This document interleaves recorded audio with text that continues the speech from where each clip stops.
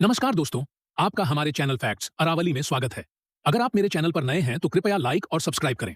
आज का विषय है नाज़का रेखाएं। लीमा से लगभग 400 किलोमीटर दक्षिण में शुष्क पेरू तटीय मैदान में स्थित नाज़का की भू आकृति लगभग 450 किलोमीटर तक फैली हुई है। ये रेखाएं, जो 500 ईसा पूर्व और 500 ईस्वी के बीच जमीन की सतह पर खरोंची गई थीं, अपनी मात्रा, प्रकृति, आकार और निरंतरता के कारण पुरातत्व की सबसे बड़ी पहेलियों में से है।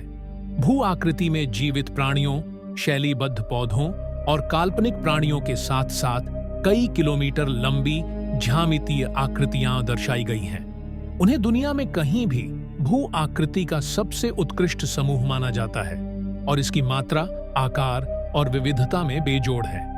रेखाओं की सांद्रता और निकटता, साथ ही उनकी सांस्कृतिक निरंतरता यह प्रदर्शित करती है कि यह एक महत्वपूर्ण और लंबे समय तक चलने वाली गतिविधि थी, जो लगभग 1000 साल तक चली। पुरातत्वविदों ने नाज़का रेखाओं के उद्देश्य को लेकर लंबे समय तक उलझन में रहे हैं। कुछ शोधकर्ताओं ने तर्क दिया है कि नाज़का रेखाएं भूल भुलैया बनाती हैं। दूसरों ने कहा है कि रेखाएं और आकृतियां आकाश में नक्षत्रों से मेल खाती हैं, या कि नाज़का रेखाएं एक प्राचीन तीर्थ यात्रा मार्ग का हिस्सा थीं। एक और विचार यह है कि रेखाएं भूमिगत जल मार्गों से जुड़ी हैं, जो रेगिस्तान में जीवन के लिए महत्वपूर्ण है और शायद जल आधारित अनुष्ठानों में भूमिका निभाई हो। जानवरों का प्रतीकवाद पूरे एंडीज में आम है और नाज़का मैदान पर खींचे गए बायोमॉर्फ में पाया जाता है। मकड़ियों को बारिश का संकेत माना जाता है।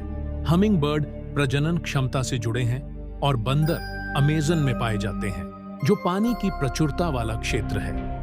नाज़का लोग एक प्राचीन प्रागैतिहासिक संस्कृति से संबंधित थे, जो सिंचाई के लिए भूमिगत जल को सतह पर लाने की इंजीनियरिंग तकनीकों में सफल थे।